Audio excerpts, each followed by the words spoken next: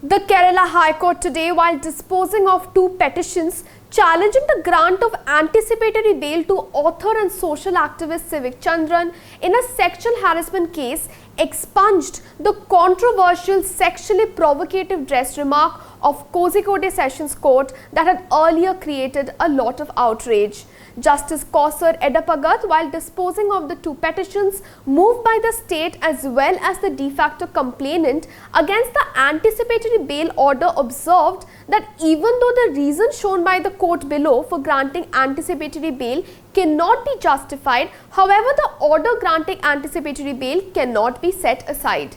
The observations in the Kozhikode Sessions Court order, which was passed back on August 12th, had created a massive outrage. The court had said that the offence under section 354A of the Indian Penal Code is not prima facie attracted when the woman was wearing a sexually provocative dress.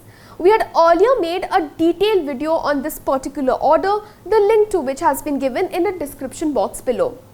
In the appeal, the state had challenged the findings and the reasonings given by the Sessions Court as suffering from illegality, lack of sensitivity, sobriety and perversity.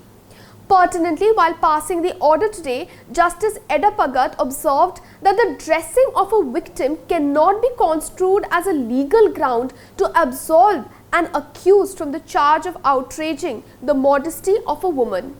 Underscoring that a woman's so-called provocative dress cannot give a man license to outrage her modesty, the order stipulated, and I quote here, "The dressing of a victim cannot be construed as a legal ground to absolve an accused from the charge of outraging the modesty of a woman.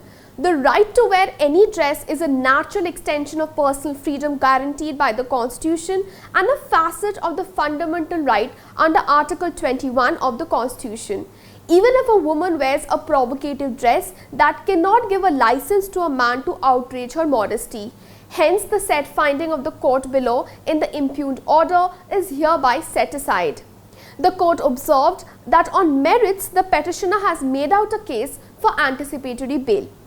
The Director General of Prosecution had earlier submitted before the High Court that the investigation was almost over in this particular case. Therefore, taking into consideration the facts and circumstances of the case as well as the age of the accused, the High Court observed that custodial interrogation will not be necessary. Accordingly, the grant of anticipatory bail to the accused was upheld. Thank you. I'm Ratrika Bhaumik for LiveLaw. Keep watching LiveLaw for more such updates.